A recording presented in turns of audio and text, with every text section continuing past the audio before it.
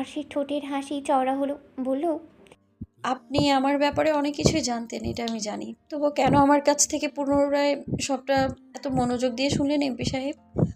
ফোঁস করে নিঃশ্বাস ফেললো আবরার। আসলেই সে আরশির ব্যাপারে অনেক কিছুই জানতো, আর যতটুকু অজানা ছিল তা আজ আরশি নিজেই বলেছে।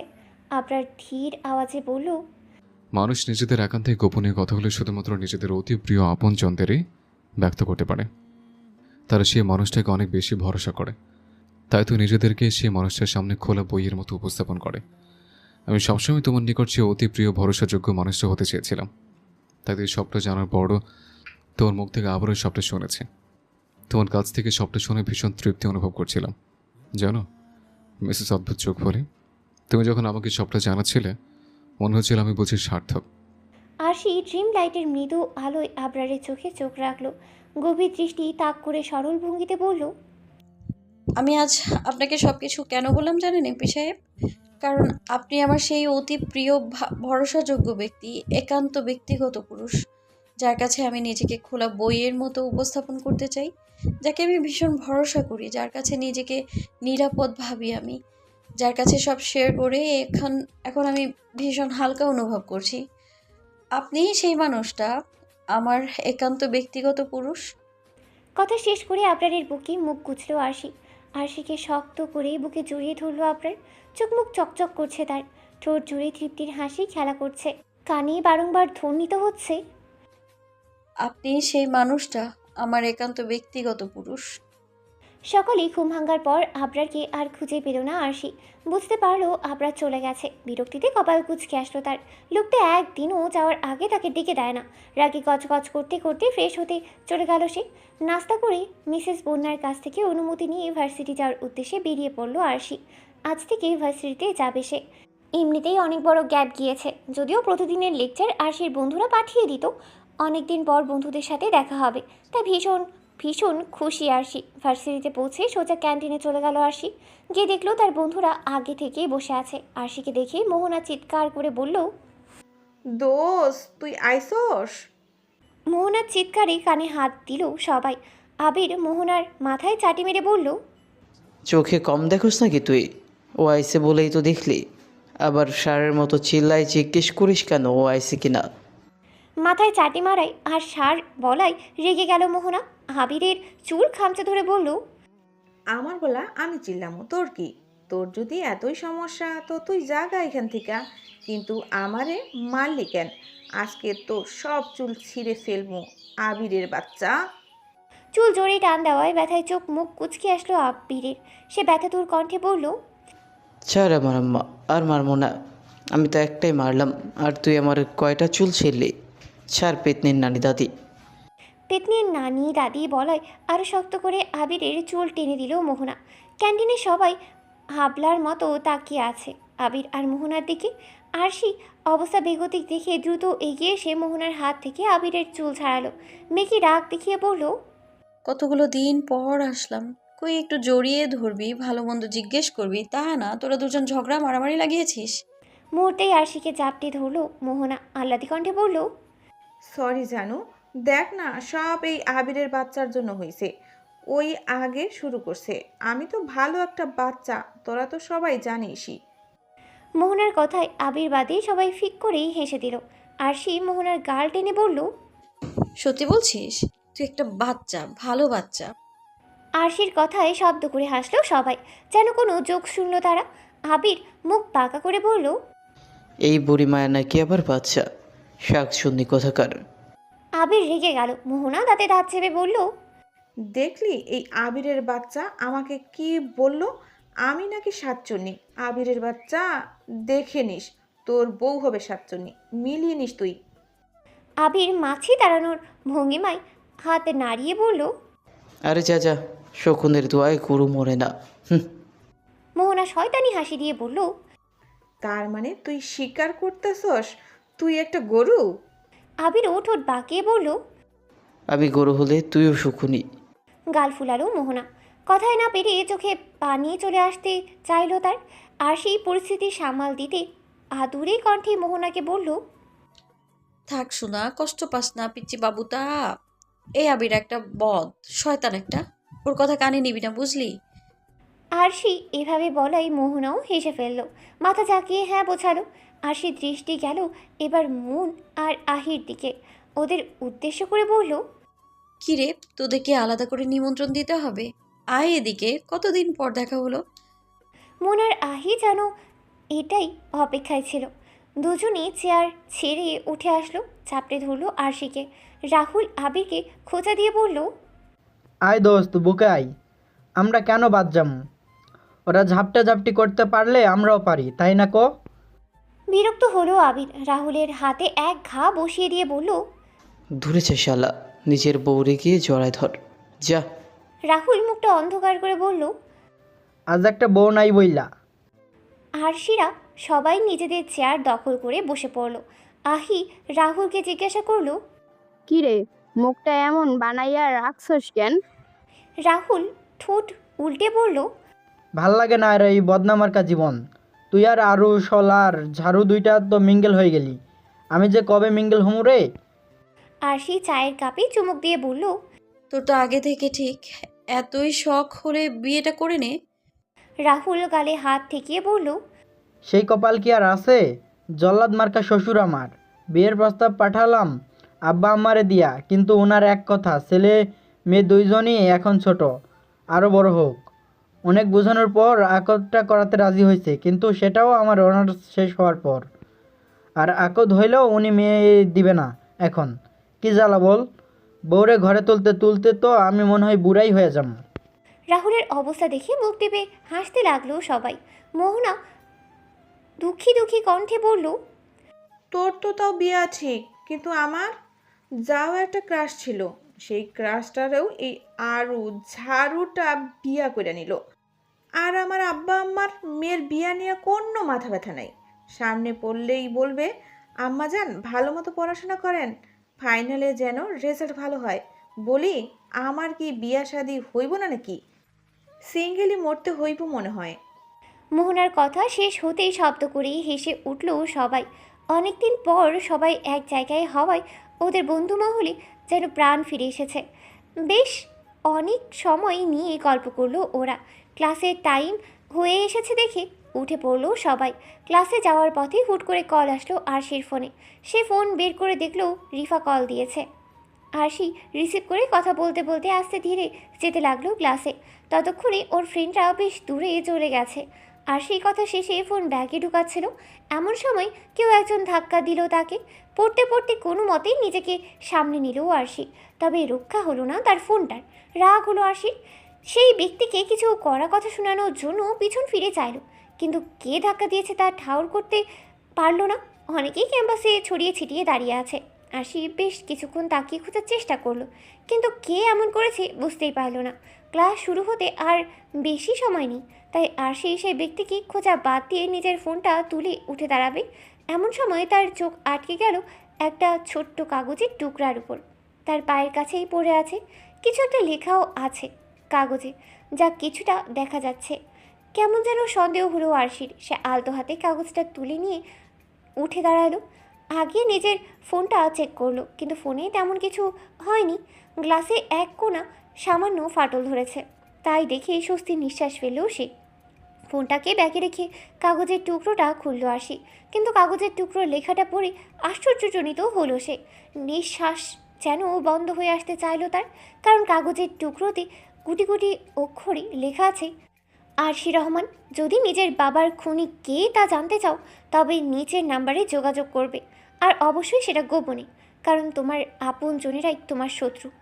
ওরা যদি কোনোভাবে জেনে যায় তবে তোমাকেও বাঁচতে দেবে না, আর আমিও বিপদে পড়ব। এতটুকু লেখা আছে কাগজে, আর নিচে একটা নাম্বারও দেওয়া আছে। আরশি হতবাক হয়ে তাকিয়ে আছে কাগজের দিকে। সে জানতো তার বাবা খুন হয়েছে, সেটা নর্মাল কোনো অ্যাক্সিডেন্ট ছিল না, কিন্তু এত বছর পর কে সেই খুনির খবর দিতে চাচ্ছে? কেনই বা দিতে চাচ্ছে? এত বছরে কেন দেয়নি? সত্যি তাকে তার বাবার খুনির সন্ধান দেওয়া হবে, নাকি এটা কোনো ষড়যন্ত্র? আর কিছু ভাবতেই পারছে না আরশি। তার মাথায় কেমন যেন যন্ত্রণা শুরু হয়েছে, মাথা ঝিমঝিম করছে। ক্লাসের কথা যেন মাথা থেকে বেরিয়ে গেছে। সেই সব সময় চাইতো নিজের বাবার খুনিকে খুঁজে বের করতে, তাকে শাস্তি দিতে, কিন্তু সেটা তার মতো সাধারণ একটা মেয়ের পক্ষে সম্ভব ছিল না। আরশি কী করবে বুঝতে পারছে না। কেউ ঘাড়ে হাত রাখায় চমকে উঠল আরশি। দ্রুত কাগজের টুকরোটা হাতের মুঠোর মধ্যে পুরে নিল। সামনে তাকিয়ে দেখলো আবির দাঁড়িয়ে আছে। আবির কপালে ভাঁজ ফেলে জিজ্ঞাসা করলো, কিরে কী হয়েছে? এভাবে দাঁড়িয়ে আছিস কেন, আর এত চমকালি বা কেন? কোনো সমস্যা? আমাকে বলতে পারিস। আরশি হাঁটার চেষ্টা করে বলল, আরে না না, সমস্যা নেই কোনো। ওই রিফা কল দিয়েছিল, তাই কথা বলছিলাম ওর সাথে। আবির কপালে হাত ঘষে বলল, ও আচ্ছা, চল ক্লাসে যাই, ক্লাস তো শুরু হয়ে গেল বলে। আরশি মাথা ঝাঁকিয়ে বলল, হ্যাঁ হ্যাঁ চল। ক্লাসে গিয়েও পড়ায় মন বসাতে পারলো না আরশি। সারাক্ষণ তার মাথায় ওই লেখাগুলোই ঘুরছে। আরশিকে যেটা সবচেয়ে বেশি ভাবাচ্ছে সেটা হলো যে চিরকুটটা লিখেছে সে আরশিকে কারোর সাথে ব্যাপারটা শেয়ার করতে নিষেধ করেছে। এমনকি তার আপনজনেরা, তার শত্রু, এটাও উল্লেখ করেছে। আরশি কী করবে বুঝতে পারছে না। একবার ভাবছে বাড়িতে গিয়ে আবরারকে সবটা জানাবে, আবার ভাবছে এই জানানো ঠিক হবে কি না। পেরে গেছে 3 দিন। গত 2 দিন যাবৎ ভীষণ অসুস্থ ছিল আবরার। প্রচণ্ড জ্বরের কারণে অবস্থা কাহিল হয়ে গিয়েছিল বেচারার। আবরারের মতো শক্ত সামর্থ্য একজন মানুষকে জ্বর এভাবে কাবু করে ফেলবে ভাবতেও পারেনি আরশি। পরে অবশ্য মিসেস বন্যার কাছে শুনেছে যে আবরার সহজে অসুস্থ হয় না, তবে অসুস্থ হলে একেবারে কাহিল হয়ে যায়। আর বৃষ্টির পানি সে একেবারেই সইতে পারে না, গায়ে লাগলেই জ্বর আসবেই আসবে। আবরারের এই হঠাৎ জ্বরের কারণ যে বৃষ্টি, এটা বুঝতে পেরে রাগ অভিমানে শেষ ছিল না আরশির। লোকটা জানে বৃষ্টি তার জন্য কতটা ক্ষতিকর, তবুও বৃষ্টিতে ভিজেছে। আবরার অবশ্য বেশিক্ষণ আরশিকে রেখে থাকতেই দেয়নি, ঠিকই মানিয়ে নিয়েছে। আরশিও অসুস্থ, আবরারের ওপর বেশিক্ষণ রাগ ধরিয়ে রাখতে পারেনি। মিসেস বন্যা এবং আরশির সেবা যত্নে এখন অনেকটাই সুস্থ আবরার। আজ অফিসেও যেতে চেয়েছিল, কিন্তু যেতে দেয়নি আরশি। রাগ দেখিয়ে ধরে বেঁধে রেখে দিয়েছে।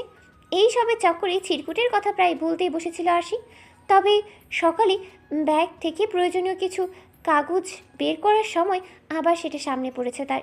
অনেক ভাবনা চিন্তার পর আরশি সিদ্ধান্ত নিয়েছে সে আগে ওই নাম্বারে কল করে কথা বলে দেখবে, তারপর বিষয়টা আবরারকে জানাবে। যদি কেউ তার সাথে মজা করে থাকে। প্ল্যান অনুযায়ী রাতে আবরার ঘুমানোর পর ধীরে ধীরে সাবধানতার সাথে আবরারের হাত ছড়িয়ে বেলকনিতে চলে আসলো আরশি। সাথে ফোন আর সেই চিরকুট। দুরু দুরু বুকে সেই নাম্বারে ডায়াল করলো সে।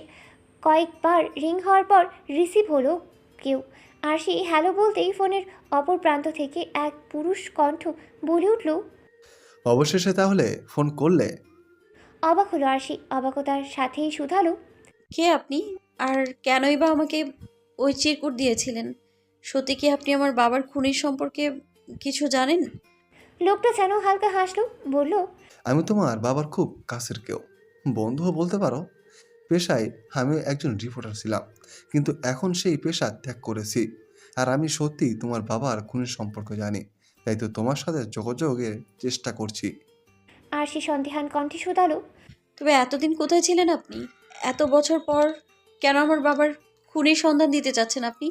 যখন আমার বাবা খুন হলো তখন কেন আসেননি? লোকটা নিজের কণ্ঠের গম্ভীরতা বজায় রেখে জবাব দিল, কারণ তখন যদি আমি সামনে আসতাম তাহলে তোমার বাবার মতো আমিও খুন হতাম হয়তো। ওরা বাঁচতে দিত না আমাকে, তাই তো এত বছরেও সামনে আসেনি। তবে তোমার আর তোমার পরিবারের খোঁজ খবর ঠিকই আমার কাছে ছিল। তোমার বাবা আমার খুব কাছের একজন মানুষ ছিলেন, খুব ভালোবাসতাম আমি তাকে। আমিও চাই তার খুনের শাস্তি হোক, কিন্তু আমি নিতান্তই সাধারণ একজন মানুষ, তাই আমার পক্ষে ওই শয়তানকে শাস্তি দেওয়া সম্ভব ছিল না। উল্টো আমারই ক্ষতি হতো। আমার পরিবারের আমি ছাড়া কেউ নেই। আমার কিছু হয়ে গেলে তারা কিভাবে থাকতো? পরিবারের কথা চিন্তা করে আর সামনে আগানোর সাহস পাইনি আমি। আর এত বছর পর তোমাকে এই ব্যাপারে জানানোরও কারণ আছে।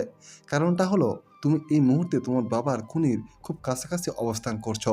তুমি চাইলেই পারো নিজের বাবার খুনিকে নিজ হাতে শাস্তি দিতে। লোকটার কথা যেন কিছুটা বিশ্বাস হলো আরশির। সে উত্তেজিত কণ্ঠে জিজ্ঞাসা করলো, কে আমার বাবার খুনি বলুন আমায়। লোকটা বলে উঠল, সহ্য করতে পারবে তো? থম মেরে রইল আরশি। মাথা ঝিমঝিম করছে তার, অজানা ভয়ে বুক কাঁপছে। তবে কি আবার কোনো কঠিন সত্যের মুখোমুখি হতে চলেছে সে? এমন কোনো সত্য যা তার জীবনের সুখ শান্তি কেড়ে নিয়ে যাবে? অপ্রিয় কিছু শোনার জন্য নিজেকে প্রস্তুত করে নিল আরশি। কাঁপা কাঁপা স্বরে বলল, পারবো। আপনি বলুন আমার বাবার খুনি কে? আরশির প্রশ্নের জবাবেই লোকটা এমন কিছু বলল যা শুনে মাথা ঘুরে উঠল আরশির। রেগে গেল সে। রাগের বশে মৃদু চিৎকার করে বলল, আপনি মিথ্যে বলছেন। আমি বিশ্বাস করি না আপনার কথা। নিশ্চয়ই আপনার অন্য কোনো উদ্দেশ্য আছে, তাই এসব উল্টাপাল্টা বোঝাচ্ছেন আপনি আমায়। লোকটা দীর্ঘশ্বাস ত্যাগ করলো। ফোনের ওপাশ থেকে তা স্পষ্ট টের পেল আরশি। লোকটা কিছু সময় থেমে থেকে বলল, তোমাকে মিথ্যে বলে আমার কি লাভ মামুনি? তোমার বাবার খুনি শাস্তি পাক এটা আমি সবসময় চেয়েছি। কিন্তু ওই যে বললাম, আমি একজন সাধারণ মানুষ, তুমিও ঠিক তেমনই একজন সাধারণ মেয়ে ছিলে। তাই তোমাকে আগে জানাইনি, না হলে কিছু করতে গিয়ে তুমি বিপদে পড়তে। কিন্তু এখন তুমি তোমার বাবার খুনির খুব কাছাকাছি আছো, চাইলেই তুমি তাকে বুদ্ধি করে শাস্তি দিতে পারো। তাই সবটা তোমাকে জানানো। চোখ বন্ধ করে নিজেকে শান্ত করলো আরশি। কিছু একটা ভেবে বলল, আপনি যা বলছেন তা তা যে সত্য সেটার প্রমাণ কি?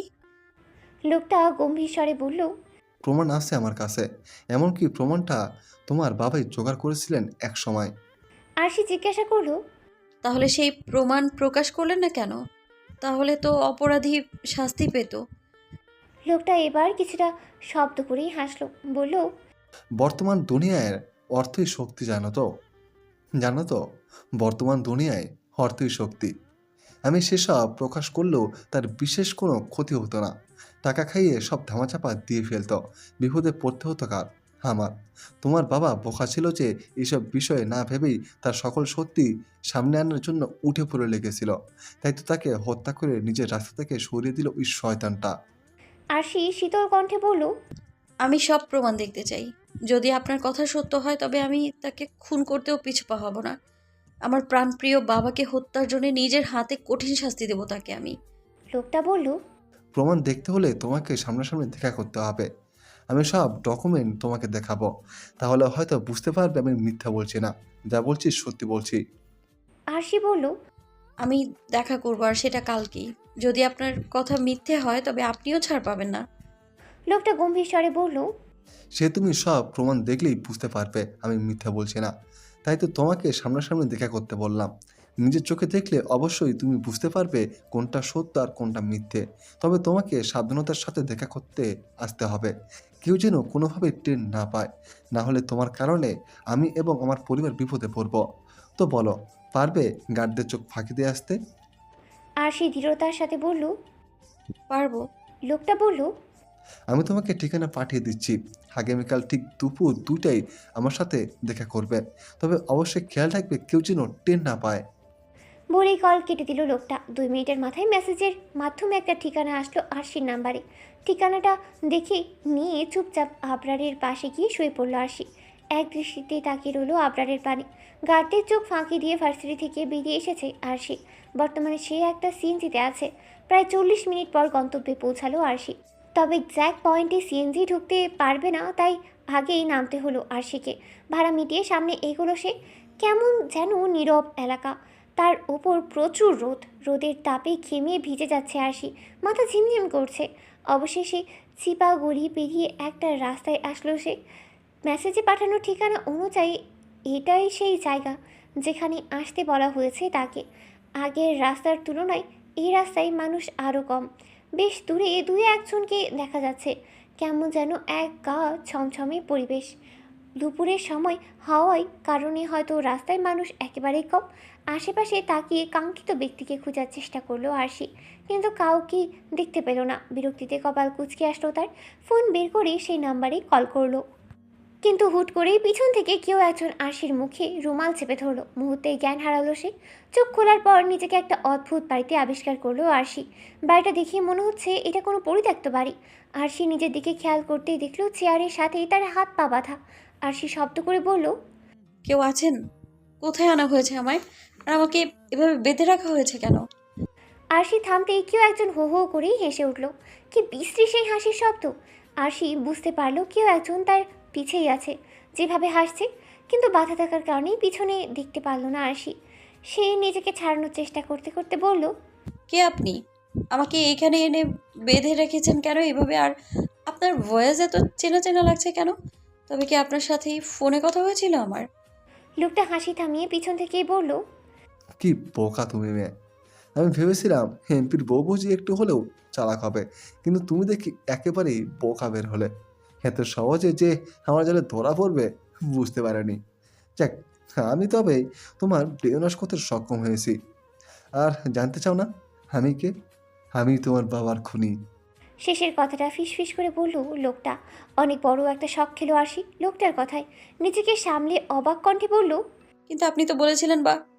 আরশির মুখের কথা কেড়ে নিল লোকটা, ব্যঙ্গ করে বলল, হ্যাঁ, আমি বলেছিলাম তোমার শ্বশুর ওরফে আব্বাস আহমেদ তোমার বাবার খুনি।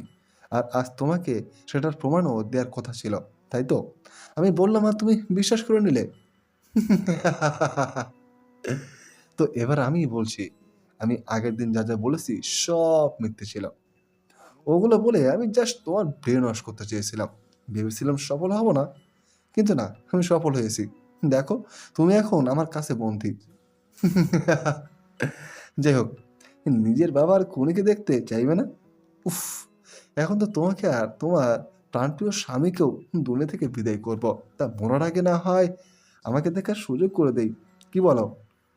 কথাগুলো বলতে বলতেই লোকটা আরশির সামনে এসে দাঁড়ালো। লোকটার মুখ দেখা মাত্রই স্তব্ধ হয়ে গেল আরশি। সে বিশ্বাস করতে পারছে না নিজের চোখকে। কয়েকবার পলক ঝাপটালো আরশি। না, সে ভুল দেখছে না, যা দেখছে ঠিক দেখছে। নিজের অবাক ভাব কাটিয়ে আরশি বলে উঠল, আপনি, তার মানে আপনি আছেন এইসব কিছুর পেছনে? লোকটা হাসতে হাসতেই জবাব দিল। হ্যাঁ, কেন বিশ্বাস হচ্ছে না বুঝি? আরশি অস্থির কণ্ঠে জিজ্ঞাসা করলো, আপনার উদ্দেশ্য কি? কেন এইসব করছেন আপনি? লোকটা নিজের পকেট থেকে একটা গান বের করলো, আরশির দিকে তাক করে বলল, আপাতত উদ্দেশ্য একটাই, তোমাকে আর তোমার স্বামীকে দুনিয়া থেকে বিদায় করা। বুঝতে পেরেছিলাম বাবা মায়ের পর আবরারের সবচেয়ে বড় দুর্বলতা তুমি। তাই তো তোমায় টার্গেট করলাম। খোঁজখবর নিয়ে জানতে পারলাম একসময় তোমার বাবাও আমার পথে এসেছিল, বিনিময়ে তাকে নিজের প্রাণ দিতে হয়েছিল। এখন তোমাকে আর তোমার স্বামীকেও দিতে হবে। এতক্ষণ হয়তো তোমার স্বামী তোমার নিখোঁজ খবর পেয়ে গেছে আর অস্থির হয়ে তোমাকে খুঁজছে। এখন আমি ওকে ফোন করে এখানে আসতে বলবো, তাও একা। আর তারপর তারপর দুজনকেই পৃথিবী থেকে বিদায় করে দেব। লোকটার হাসির মাঝে কেউ একজন তার হাত থেকে গানটা কেড়ে নিল। পেছন থেকেই বলে উঠল, তোমাকে আর কষ্ট করে ফোন করে আসতে বলতে হবে না, আমি নিজে চলে এসেছি। দেখো, বুঝেই তো, একটা মাত্র বউ আমার, তাকে তো আর এমনি এমনি ছেড়ে রাখতে পারি না। আমার কত বড় দুর্বলতা সে, এটা তো তোমার চেয়ে ভালো আর কেউ জানে না, ঠিক না? আবরারের কণ্ঠ শুনে অন্তরাল কেঁপে উঠল লোকটার। ধীরে ধীরে পিছন ফিরেই চাইল সে। আবরারের হাসি মাখা মুখ তার অন্তরে তীব্র ভয়ের সৃষ্টি করলো। লোকটার ভয়ত দৃষ্টি থেকে দেখে শরীর দুলিয়ে হাসলো আবরার। বলল, কি ভয় হচ্ছে বুঝে? তা আমার পরিবারের সাথে গেম খেলার আগে, আমার দুর্বলতায় হাত দেওয়ার আগে ভয় করেনি? লোকটা রেগে আরশির দিকে তাকালো। ওর কাছে যেতে চাইলে পিছন থেকেই হাত মুচড়ে ধরলো আবরার। লোকটা বুঝতে পারলো তার সময় হয়তো ফুরিয়ে এসেছে। তার এতদিনের স্বপ্ন আর সত্যি হবার নয়। আবরারের বাড়ির ড্রয়িং রুমে বসে আছে সবাই। আহি, রিফা এবং মিহি বেগম ও উপস্থিত সেখানে। রিফা এবং মিহি বেগমকে আবরারের গার্ডরা হুট করে এই বাড়িতে নিয়ে এসেছে এবং জানিয়েছে আবরারই তাদের নিয়ে যেতে বলেছে। আহিকেও মেসেজ করে বাড়িতে আসতে বলেছে আবরার। কেউই বুঝতে পারছে না ঠিক কী কারণে আবরার সবাইকে এক জায়গায় করেছে। অনেকদিন পর সাক্ষাৎ হওয়ায় টুকটাক কথা বলছে সবাই, কিন্তু হুট করেই কারোর পড়ে যাওয়া শব্দে কথা থেমে গেল সবার। শব্দের উৎসের দিকে তাকিয়ে চমকে উঠল সবাই। রেগে গেলেন মিসেস বন্যা। দ্রুত লোকটাকে ফ্লোর থেকে তুলে রাগী কণ্ঠে আবরারকে উদ্দেশ্য করে বলল, এটা কি ধরনের ব্যবহার আপনার? এই শিক্ষা দিয়েছে আমি তোমায়? ও তোমার গুরুজন হয়, আর তুমি ওকে এভাবে ধাক্কা দিলে? আমি কি তোমার শিখাইনি গুরুজনদের সম্মান দিতে হয়? তোমার সাহস কি করে হলো ওর সাথে এমন ব্যবহার করা? ভাবলেশীন দেখালো আবরারকে। সে পকেটে হাত গুজে গম্ভীর কণ্ঠে বলল, একজন খুনি যে আমার পরিবারের ক্ষতি করতে চায়, তাকে না আমি গুরুজন মানি, আর না তাকে আমি সম্মান দিতে পারবো। সে চেয়েও বাজে ব্যবহারের যোগ্য। আবরারের কথায় কেঁপে উঠলেন মিসেস বন্যা। এসব কি বলছে আবরার? উনি নিজের ছেলেকে খুব ভালো করেই চেনেন। অকারণে এসব বলার মতো বা এমন ব্যবহার করার মতো ছেলে নয় আবরার। মিসেস বন্যা এবার আবরার এবং একবার আবরারের পেছনে দাঁড়ানো আরশিকে দেখে নিলেন।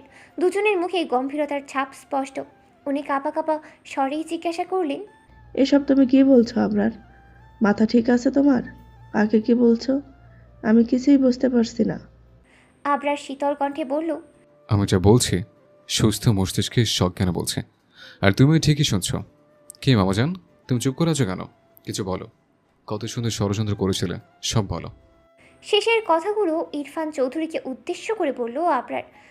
আবরারের কথায় ভীত চোখে তাকালেন ইরফান চৌধুরী। মিসেস বন্যা ইরফান চৌধুরীর দিকে তাকিয়ে জিজ্ঞাসা করলেন, আবরার এসব কি বলছে ইরফান? কিসের ষড়যন্ত্র? কে খুনি? আর তুই না বিদেশে গিয়েছিলি? দেশে আসলি কবে? আমাকে না জানালি না কেন? ইরফান চৌধুরী ঠক গেলেন। শেষবারের মতো নিজেকে বাঁচানোর চেষ্টা করে আটকে আটকে বললেন, আমি নিজেও বুঝতে পারছি না আপা, আপনার এসব কি বলছে। এই এইসব কিছু ওই মেয়ের জন্য হয়েছে। ওই আপনারকে কি সব উল্টোপাল্টা বুঝিয়েছে। আমি কিছু করিনি, বিশ্বাস করো। আশিকে ইশারা করে এসব বলতেই ভয়ঙ্কর রেগে গেল আবরার। ইরফান চৌধুরীর দিকে তেড়ে যেতে চাইলে হাত টেনে ধরলো আরশি। চোখের ইশারায় শান্ত হতে বলল। চোখ বন্ধ করে শ্বাস টানলো আবরার। নিজের রাগ কোনো মতে দমন করলো সে। পকেট থেকে নিজের ফোনটা বের করে একটা রেকর্ডিং প্লে করলো। যা শুনে এক মুহূর্তের জন্য থমকে গেল সবাই। রেকর্ডিংয়ে ইরফান চৌধুরীর আরশিকে বলা প্রতিটা কথা স্পষ্ট শোনা যাচ্ছে। বাঁচার শেষ উপায়টাও হারিয়ে চোরের মতো এদিক ওদিক তাকাতে লাগলেন ইরফান চৌধুরী। আব্বাস আহমেদ অবাক কণ্ঠে বললেন, এসব কি ইরফান? তুমি আরশিকে বলেছ আমি ওর বাবাকে খুন করেছি। তুমি এটাও স্বীকার করেছো তুমি আরশির বাবার খুনি। তুমি খুন করেছো, আবার আবরার আরশিকেও মারার প্ল্যান করেছিলে। এসব কি হচ্ছে? এতক্ষণে মুখ খুলল আরশি। বলল, আমি বুঝিয়ে বলছি বাবা, উনি আমাকে আর এমপি সাহেবকে মারার জন্য প্ল্যান করেছিলেন। সেই পরিকল্পনা মোতাবেক ভার্সিটিতে একজনের মাধ্যমে আমাকে একটা কাগজে ফোন নাম্বার দেন, আর এটাও লিখে দেন যে উনি জানেন আমার বাবার খুনিকে। হ্যাঁ, ঠিকই শুনছেন সবাই, আমার বাবা খুন হয়েছে। আমি অ্যাক্সিডেন্টের দিনই বুঝতে পেরেছিলাম ওটা পরিকল্পিত ছিল, কিন্তু কে করিয়েছে তা আমি জানতাম না। তাই যখন ওই কাগজের টুকরো পাই তখন নিজেকে দমাতে পারিনি আমি। আমার বাবার খুনিকে তা জানার জন্য মনটা অস্থির হয়ে পড়েছিল আমার। ওই নাম্বারে যখন কল করি তখন উনি আমাকে বলেন আপনি আমার বাবার খুনি। প্রথমে বিশ্বাস না করলেও পরে একটু একটু বিশ্বাস হয়েছিল। এর জন্যে আপনার কাছে ক্ষমা চাচ্ছি আমি বাবা। কিন্তু উনি যখন বললেন একা দেখা করতে, এমপি সাহেবকে না বলতে, তখন রাজি হলেও মন সায় দিল না। উনি আমাকে এও বলেছিলেন যদি আমি এমপি সাহেবকে সবটা বলি তাহলে উনি নিজের বাবার বিরুদ্ধে যাবেন না, উল্টো আমার ক্ষতি করতে পারেন। এ বিষয়টা আমি মানতে পারিনি। এতগুলো বছর একা পথ চলেছি, একটু হলেও তো মানুষ চিনি। এমপি সাহেবের উপর আমার বিশ্বাস ছিল উনি কখনোই ভুলকে সাপোর্ট করবেন না। তাই কল কাটার পর এমপি সাহেবকে ঘুম থেকে তুলে সবটা জানাই। এমপি সাহেব আমাকে বলেন লোকটা আমাকে যেভাবে যেভাবে সব করতে বলেছে ঠিক সেভাবেই করতে। আমিও ঠিক সেভাবেই সবটা করেছি। ভার্সিটি থেকে গার্ডদের চোখ ফাঁকি দিয়ে ওনার বলা ঠিকানায় গিয়েছি। সেখান থেকে আমাকে অজ্ঞান করে কিডন্যাপ করে ওনার লোকেরা। তারপর তো রেকর্ডিংয়ে সবাই শুনেছেনই সবটা, ওনার কি প্ল্যান ছিল। আরশির কথাগুলো শুনে বাকরুদ্ধ হয়ে আছে সবাই। ইরফান চৌধুরী এমন কিছু করতে পারেন বিশ্বাসই হচ্ছে না কারোর। আরশি থামতেই আবরার ইরফান চৌধুরীকে উদ্দেশ্য করে বলতে লাগলো, তোমাকে দেখে অবাক হয়নি কেন জানো? তোমার উপর আমার আগে থেকে সন্দেহ ছিল। যেদিন আমার গাড়িকে ট্রাক ধাক্কা দিয়েছিল সেদিনে সন্দেহ হয়েছিল, কারণ আমার গার্ড ছাড়া বাইরে যাওয়ার খবর শুধু তুমি জানতে। বের হওয়ার আগে তোমাকে বলেছিলাম, কিন্তু সন্দেহ হলেও তোমার ভালো ব্যবহার দেখে বিশ্বাস হতো না তুমি এমন। আর আমি বহু আগে জানতে পেরেছিলাম আরশির বাবার খনি আর আমার শত্রু একই লোক। কিন্তু সেটা তুমি এটা মানতে পারছিলাম না, আর না কোনো প্রমাণ পাচ্ছিলাম। যখন আরশির কাছে শুনলাম কেউ ওকে ফোনে এসব বলেছে, তখনই বুঝতে পারলাম সময় এসেছে আসল অপরাধীকে ধরার। অপরাধী এবার নিজের তৈরি করা জালে নিজে আটকাবে। তাই আরশিকে বলি ওকে যেভাবে যেভাবে যা যা করতে বলা হয়েছে সেভাবেই করতে। আমি জানতাম তোমার লোকের আরশির উপর নজর রাখবে, ও একা যাচ্ছে কিনা সেটা ফলো করবে। ও যদি একা না যেত তবে তোমার লোকের ওকে কিডন্যাপ করতো না, আর আমিও তোমার কাছে পৌঁছাতে পারতাম না। বলতে পারো আমি ইচ্ছা করি আরশিকে কিডন্যাপ করতে দিয়েছে। তোমার লোকেরা দেখেছে আরশি গার্ডদের চোখ ফাঁকি দিয়েছে, কিন্তু এটা খেয়াল করেনি যে আমি এবং আমার লোকের আরশির আশেপাশে ছিলাম। এতক্ষণ থম মেরে দাঁড়িয়েছিলেন মিসেস বোনা। এবার নিজের ভাইয়ের একেবারে কাছে এগিয়ে আসলেন তিনি। শান্ত কণ্ঠে জিজ্ঞাসা করলেন, এসব কেন করলি ইরফান? ইরফান চৌধুরী মাথা নিচু করে দাঁড়িয়ে রইলেন, কোনো জবাব দিলেন না। নিজের ভিতরেই বেড়ে ওঠা ক্রোধ আর দমিয়ে রাখতে পারলেন না মিসেস বন্যা। রাগে এলোপাথারি চর থাপ্পড় মারতে লাগলেন ইরফান চৌধুরীকে। চিৎকার করে বলতে লাগলেন, কেন করলি? বল কেন করলি? মিসেস বন্যা হাঁপিয়ে যাচ্ছেন দেখে ওনাকে টেনে সরিয়ে আনলেন আব্বাস আহমেদ। বুকে জড়িয়ে শান্ত করতে লাগলেন, কিন্তু শান্ত হইলেন না মিসেস বন্যা। কাঁপতে কাঁপতেই চিৎকার করে বললেন, কেন এমন করেছিস ইরফান? বল সবটা, না হলে তোকে আজ আমি নিজ হাতে খুন করব। বিশ্বাস কর, সত্যি তোকে খুন করব আমি। তোর সাহস কি করে হলো আমার ছেলের দিকে হাত বাড়ানো? আব্বাস আহমেদ শান্ত কণ্ঠে জিজ্ঞাসা করলেন, বলো ইরফান, কেন আমাদের বিশ্বাস নিয়ে খেললে? কি এমন রাগ রয়েছে যার জন্য এত বাজে কাজ করলে? এমন কি খুন করতেও তোমার হাত কাঁপলো না? বলো, কেন করেছো এমন? বোনের হাতে এলোপাথারি মার খেয়ে ফ্লোরে পড়ে আছেন ইরফান চৌধুরী। উনি এভাবে বসে থেকেই বললেন, দুলাভাইয়ের এই বিশাল সম্পত্তি নিজের নামে করার জন্য এইসব করেছি আমি। বিয়ের 1.5-2 বছর পর থেকেই মোনার সাথে আমার ঝামেলা চলছিল। প্রতিবেলায় ও আমাকে দুলাভাইয়ের সাথে তুলনা করত। আমি যা বেতন পেতাম সেটা দিয়ে ওর হতো না। এই নিয়ে আমাদের সম্পর্ক দিনকে দিন খারাপ হচ্ছিল। মোনাকে আমি অনেক ভালোবাসতাম, আর সেই ভালোবাসার মানুষ যখন অন্য একজনের সাথে আমার তুলনা দিয়ে আমাকে তুচ্ছ করতো, সেটা সহ্য হতো না। তবুও কয়েক বছর মুখ বুঝেছিলাম। শেষে আর না ফেরে সিদ্ধান্ত নেই দুলাভাইয়ের কোম্পানি থেকে টাকা সরাবো। দুলাভাই আমাকে অনেক বিশ্বাস করতেন, কোনো হিসাব নিতেন না। এই সুযোগেরই ব্যবহার করে টাকা সরাতে থাকি। আমার মাঝেও টাকা, সম্পত্তি এসবের প্রতি ধীরে ধীরে তীব্র লোভ চলে আসে। দিন দিন দুলাভাইয়ের সম্পত্তি বাড়ছিল, আর সাথে আমার লোভ বাড়তে বাড়তে এমন পর্যায়ে যায় যে আমি দুলাভাইয়ের সব সম্পত্তি নিজের নামে করার পরিকল্পনা নামি।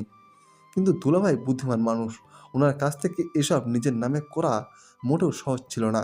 তাই অফিস থেকে অল্প অল্প করে টাকা সরিয়ে নিজের টাকা বাড়তে থাকি, আর সুযোগের অপেক্ষায় থাকি দুলাভাইকে রাস্তা থেকে সরানোর। উনি মারা গেলে সেই সুযোগে সব নিজের নামে করে নিতাম। কিন্তু সেই সুযোগ পাচ্ছিলাম না, কারণ দুলাভাই সবসময় করে সিকিউরিটির মধ্যে থাকতেন। বড় বিজনেসম্যান হওয়ায় ওনার শত্রুর অভাব ছিল না। আশির বড় চাচা দুলাভাইয়ের অফিসে কাজ করতেন। একদিন ওনার কাছে ধরা পড়ে যায়। উনি কীভাবে যেন বুঝে যান আমি হিসাবে গড়বড় করছি, টাকা সরাচ্ছি।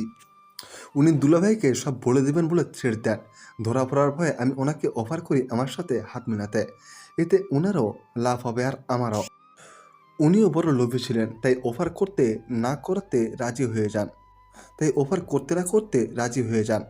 আমরা দুজন মিলে প্রচুর অর্থ সরাতে থাকি, কিন্তু আমাদের পথে বাধা হয়ে দাঁড়ায় আরশির বাবা।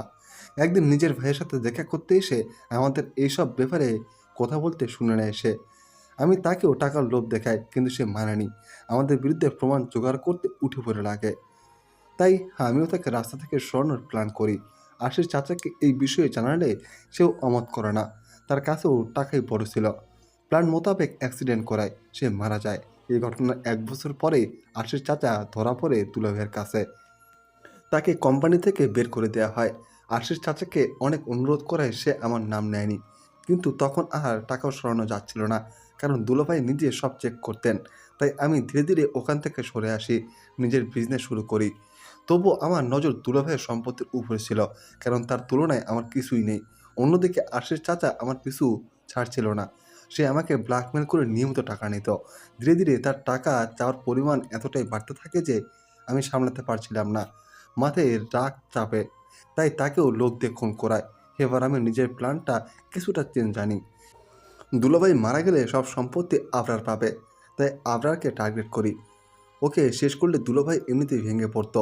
এই সুযোগে আমি সব নিজের নামে করে নিতাম, কিন্তু আমি পারলাম না এত বছরের পরিকল্পনা সার্থক করতে। শেষমেশ আমাকে ধরা পড়তে হলো। কথা শেষ করে মাথা নিচু করে বসে রইলেন ইরফান চৌধুরী। ড্রয়িং রুমে থাকা প্রতিটা মানুষ অবাক চোখে তাকিয়ে রইল ইরফান চৌধুরীর দিকে। টাকার লোভ তাকে কোথায় নামিয়েছে? লোভের বশেই নিজের পরিবারের সাথে এত বাজে খেলায় নেমেছিলেন তিনি। মেহে বেগম এক দৃষ্টিতে তাকিয়ে রইলেন নিজের স্বামীর খুনের দিকে। এই লোকের জন্য উনি নিজের স্বামীকে হারিয়েছেন। একমাত্র মেয়েকে এতগুলো বছর ধরে স্বামীর মৃত্যুর জন্য দায়ী করে কষ্ট দিয়েছেন। মিসেস বন্যা আব্বাস আহমেদের কাছ থেকে নিজেকে ছাড়িয়ে ভাইয়ের সামনে বসে পড়লেন। চোখ দিয়ে ঝরঝর করে পানি পড়ছে তার। কান্না ভেজা কণ্ঠে ভাইকে বললেন, তুই কিভাবে এমনটা করতে পারলি ইরফান?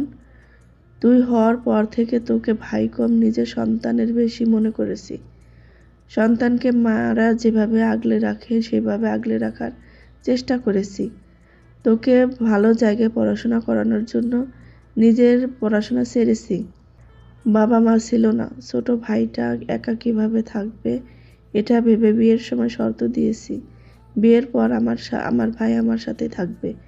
আর সেই তুই কিনা টাকার লোভে পড়ে নিজের বউয়ের চাহিদা পূরণের জন্য নিজের বোনের স্বামী সন্তানকে মারার জন্য উঠে পড়ে লেগেছিলি। আরে তোর দুলাভাই কিসে কমতি রেখেছিল তোর? নিজের বাড়িতে থাকতে দিয়েছে, এত আদর যত্ন করেছে, ভালো জায়গায় পড়াশোনা করিয়েছে, নিজের কোম্পানিতে এত ভালো পজিশন এ চাকরি অবধি দিয়েছে।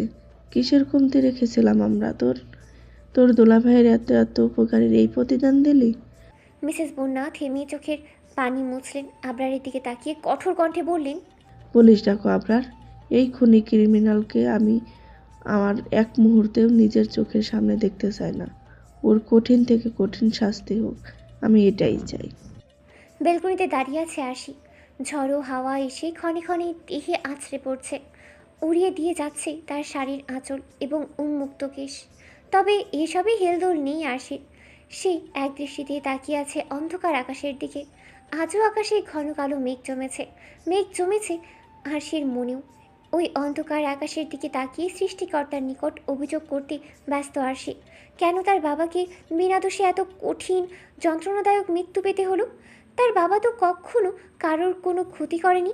তবে কেন এমন হলো তার সাথে? ইরফান চৌধুরীকে সকল প্রমাণ সমেত পুলিশের হাতে তুলে দিয়েছে আবরার। ব্যবস্থা করেছে যাতে কঠিন থেকে কঠিন শাস্তি হয় ইরফান চৌধুরীর। সব কিছু মিটিয়ে বাড়ি ফিরতে বেশ রাত হলো আবরারের। বাড়ি ফিরে রুম অন্ধকার দেখে কপালে ভাঁজ পড়ল তার। বেলকনিতে মরিচ বাতির আলো জ্বলছে দেখে সেদিকেই পা বাড়ালো সে। বেলকনির কাছাকাছি পৌঁছাতেই স্মৃতিস্পন্দন থমকে যাওয়ার জোগাড় হলো আবরারের। শুভ্র শাড়ি পরে দাঁড়িয়ে আছে তার শুভ্র পরি। এলোমেলো প্যাঁচানো শাড়ি দেখে বোঝা যাচ্ছে নিজেই কোনো মতে পেঁচিয়ে পড়েছে সে। দীঘল কালো কেশ বাতাসে দুলছে। আরশিকে এভাবে দেখে ঢোক গেল আবরার। চোখ বন্ধ করে নিজেকে কন্ট্রোল করলো সে। ধীর পায়ে এগিয়ে গেল আরশির কাছে। গলায় ঠান্ডা কিছুর স্পর্শ পেতে কেঁপে উঠল আরশি। আকাশ থেকে দৃষ্টি সরিয়ে গলার দিকে তাকাতেই চমকালো সে। এই যে তার বাবার দেয়া সেই লকেট, তার বাবার দেয়া সেই উপহার। নিজের অতি প্রিয় কিছু ফিরে পেয়ে চোখ ভরে আসলো আরশির। আলতো করে লকেটটায় হাত ছোঁয়ালো সে। পিছন ফিরতে চাইল, কিন্তু তার পূর্বেই শক্ত বন্ধনে আবদ্ধ হলো সে। এই স্পর্শও তার চেনা, খুব পরিচিত। এই যে তার ব্যক্তিগত পুরুষটার স্পর্শ। চোখ বন্ধ করে ফেললো আরশি। মাথা নিচু করে আরশির কাঁধে চিবুক ঠেকালো আবরার। ধীর স্বরে বলল, এই লকেট আমি কোথায় পেলাম এটা ভেবে অবাক হচ্ছে নিশ্চয়। এই লকেটটা ভুলবশত তোমার গলা থেকে আমার গাড়িতে পড়েছিল সেদিন। তোমার প্রতি আমার অনুভূতি দিনকে দিন গাঢ় হচ্ছিল, তখন বেসামাল হয়ে পড়ছিলাম। কিন্তু তোমার মনে আমার জন্য কোনো অনুভূতি আছে কি না বুঝতে পারছিলাম না। তাই সেদিন ঠিক করি আর কখনো নিজ ইচ্ছেতে তোমার সামনে যাব না। সৃষ্টি করতে যদি চান তবে আমাদের আবার মুখোমুখি করবেন। ঠিক তখনই লকেটটা গাড়িতে পড়ে থাকতে দেখি। এটা তোমার লকেট বোঝার পরে ঠিক কতটা খুশি হয়েছিলাম বলে বোঝাতে পারবো না। এটা পাওয়া আমার জন্য একটা সংকেত ছিল, আমাদের পুনরায় দেখা হওয়ার সংকেত। লকেটটা নিয়ে বাড়ি ফিরে কৌতূহলবশত লকেটটা খুলে দেখেছিলাম। লকেটে থাকা তোমার বাবার কিছু রহস্য খোলাসা করেছিল। বুঝতে পেরেছিলাম তোমার বাবার খুনি আর আমার শত্রু একই লোক। আমার ভাগ্য হয়তো আরও অনেক বছর আগে জুড়ে গিয়েছিল, কিন্তু আমরা জানতাম না। সেদিন ঠিক করে যেদিন তোমার বাবার খুনিকে ধরতে পারবো সেদিন তোমাকে লকেটটা ফেরত দেব। তাই আজ দিলাম। লকেটটা হারিয়ে খুব কষ্ট পেয়েছিলে তাই না মিসেস অদ্ভুত চৌঘলি? আবরারের বুকে মাথা ঠেকালো আরশি। হাতের উপর হাত রেখে দূর আকাশের পানে দৃষ্টি তাক করে বলল, কষ্ট তো অনেক পেয়েছিলাম, তবে অনাকাঙ্ক্ষিতভাবে ফিরে পেয়ে তার চেয়ে বেশি আনন্দ লাগছে। তাই এবারের মতো মাফ করলাম। নিঃশব্দে হাসলো আবরার। আরশির মতো ঘন কালো আকাশের দিকে দৃষ্টি তাক করলো। কিছুক্ষণ থেমে থেকে হুট করে প্রশ্ন করলো, তোমার প্রতি আমার যে অন্যরকম অনুভূতি কাজ করতো তাকে তুমি বুঝতে না? আমি যে তোমার প্রতি আসক্ত হয়ে পড়েছিলাম তাকে তুমি বুঝতে না? আমার চোখে কি তোমার জন্য অন্যরকম কিছু দেখতে? ঠোঁট বাঁকিয়ে হাসলো আরশি। চোখ বন্ধ করে শান্ত কণ্ঠে বলল, আপনার চোখে নিজের জন্য অফুরন্ত ভালোবাসা দেখি আমি এমপি সাহেব। আপনার না বলা অনুভূতিই আমাকে বাধ্য করেছে আপনাকে ভালোবাসতে। প্রথমবার যেদিন আমায় কিডন্যাপ করিয়েছিলেন সেদিনই আপনার চোখে নিজের জন্য অন্য কিছু দেখেছিলাম আমি। এরপর আপনার করা প্রতিটা কাজে, আপনার প্রতিটা কথায় নিজের জন্য কেয়ার, ভালোবাসা খুঁজে পেতাম। তবে মন চাইতো না, মনে হতো আমি ভুল ভাবছি, এটা কি করে সম্ভব? কোথায় আপনি আর কোথায় আমি? আবার রিফার সাথে হওয়া ঘটনা, এসব শোনার পর ধনী ঘরের ছেলেদের প্রতি কেমন যেন অবিশ্বাস, ভয় চলে এসেছিল মনে। ভাবতাম এরা শুধু ঠকাতেই জানে, ভালোবাসতে নয়। আরশির প্রতিটা কথাই চমকাচ্ছে আবরার। কি সহজ স্বীকারোক্তি মেয়েটার। আর সেই কিছুক্ষণ থেমে ফের বলতে লাগলো, তবুও মনকে আটকাতে পারছিলাম না, বুঝতে পারছিলাম আমিও ধীরে ধীরে আপনার প্রতি দুর্বল হয়ে পড়ছি। আপনি যখন মনের সাথে কথা বলতেন, ওর প্রশংসা করতেন, তখন খুব রাগ হতো, আমার জেলাসি কাজ করতো। ইচ্ছে হতো আপনাকে টেনে কোথাও দূরে নিয়ে চলে যাই, আমি কোথাও একটা লুকিয়ে রাখি। মাঝে মাঝে আপনার চুল টেনে ছিঁড়তে ইচ্ছে করতো আমার। কথা শেষ করে খিলখিল করে হাসতে লাগলো আরশি। মুগ্ধ হয়ে সেই হাসির শব্দ শুনতে লাগলো আবরার। আরশির হাসির শব্দ মিলিয়ে যেতেই অবাক কণ্ঠে প্রশ্ন করলো, যদি তুমি আমাকে পছন্দই করতে, তবে কেন আমাকে ইগনোর করছিলে? আর কেনই বা আমার বিয়ের কথা শুনে এত স্বাভাবিক ছিলে? তোমার চোখে চোখ রাখলে মনে হতো তুমি আমাকে ঠিক ততটাই চাও যতটা আমি তোমায় চাই। কিন্তু আমার বিয়ের খবর শুনে তোমার নির্লিপ্ত থাকাটা আমায় ভাবতে বাধ্য করেছিল যে আমি ভুল ছিলাম। আরশি বলল, ইগনোর করাটা মনের প্রশংসা করা আর আমাকে অপমান করার শাস্তি ছিল। তবে এই 1 মাসে এটা বুঝে গিয়েছিলাম যে আপনি সত্যিই আমায় ভালোবাসেন। আর রইল বিয়ের কথা, আমার বিশ্বাস ছিল আপনি বিয়েটা করবেন না, যেভাবেই হোক ভেঙে দিবেন আপনি। তবে আপনি যে আমাকে তুলে নিয়ে গিয়ে ডিরেক্ট বিয়ে করবেন তা ভাবনার বাইরে ছিল আমার। আবরার অবাক ভাব নিয়ে জিজ্ঞাসা করলো, তবে কি তুমি বাধ্য হয়ে আমি বিয়ে করনি? মুখ বাঁকালো আরশি, ভাব নিয়ে বলল, আপনার কি মনে হয় আমি আর শিব আপনার ওই থ্রেটে ভয় পেয়ে আপনাকে বিয়ে করেছি? অবশ্যই না। আমি সম্পূর্ণ নিজের ইচ্ছায় আপনাকে বিয়ে করেছি। দুনিয়া উল্টে গেলেও যে আপনি রিফার কোনো ক্ষতি করবেন না, ওটা আমার খুব ভালো করেই জানা ছিল। মুখটা হাঁ হয়ে গেল আবরারের। তার মিস অদ্ভুত চোখওয়ালি তো তার ভাবনার চেয়েও 2 কদম এগিয়ে। কোনো মতেই মুখটা বন্ধ করলো আবরার। স্বস্তির নিঃশ্বাস ত্যাগ করলো সে। আশিকে থ্রেট দিয়ে বিয়ে করার জন্য এতদিন যাবৎ মনের মাঝে অপরাধবোধ কাজ করছিল আবরারের, যা আজ দূর হলো। আবরার আশির কপালে নিজের কপাল ছুঁয়ে ফিসফিস করে জিজ্ঞাসা করলো, তা আজ এমন ভয়ঙ্কর রূপ নেওয়ার কারণটা কি? হাসলো আরশি। উদরে রাখা আবরারের হাত দুটো সরিয়ে পেছন ফিরল। আরশির মুখের দিকে তাকানো মাত্রই আরেক দফা ঢুক গেল আবরার। এই মেয়ে আজ নির্ঘাত তাকে মেরে ফেলবে। এভাবে কে শাস্তে বলেছে মেয়েটাকে? আরশি পিছন ফিরিয়ে পা উঁচু করে আবরারের গলা জড়িয়ে ধরলো। ব্যালেন্স রাখতে সমস্যা হচ্ছে দেখে কাঁপা কাঁপা হাতে আরশির কোমর আঁকড়ে ধরল আবরার। আরশি আবরারের চোখে চোখ রেখে বলল, 2টো কারণে সেজেছি। প্রথম কারণ হচ্ছে মন খারাপ ছিল। মন খারাপ থাকলে সাজলে নাকি মন ভালো হয়, তাই একটু ট্রাই করে দেখলাম। আর দ্বিতীয় এবং মেইন কারণ হলো, শুভ্র পোশাক পরলে, চুল খুলে রাখলে, হালকা একটু সাজলে আপনি যে আমার উপর থেকে নজর সরাতে পারেন না, সারাক্ষণ আমায় মুগ্ধ দৃষ্টিতে দেখেন, ওই দৃষ্টি আমার বড়ই ভালো লাগে। আরশির কাজল ডানা চোখে আলতো করে ঠোঁট ছোয়ালো আবরার। কণ্ঠে মুগ্ধতা মিশিয়ে বলল, আমি শুধু তোমাতে মুগ্ধ, মিসেস অদ্ভুত চোখ বলে। তোমাতে আসক্ত আমি, খুব বাজেভাবে আসক্ত। তোমার প্রতি আমার এমন আসক্তি রয়েছে যে আসক্তি কখনো শেষ হবার নয়। যেদিন প্রথম তোমার চোখে চোখ রেখেছিলাম সেদিন নিজের মাঝে কিছু একটা অনুভব করেছিলাম। তোমার ধারালো দৃষ্টি আঘাত করেছিল আমার হৃদয়ে। বাড়ি ফিরে তোমার ওই চোখ দুটো, তোমার ধারালো দৃষ্টি এক মুহূর্তের জন্য ভুলতে পারছিলাম না। কিন্তু তোমার করা অপমানও ভুলতে পারছিলাম না। তোমাকে ভয় দেখাবো বলে কিডন্যাপ করে, কিন্তু তোমার চোখে ভয়ের ছিটে ফোটাও দেখিনি আমি। তোমার আচরণ, তোমার তেজ, ধারালো দৃষ্টিতে তাকানো বারংবার মুগ্ধ করেছিল আমায়।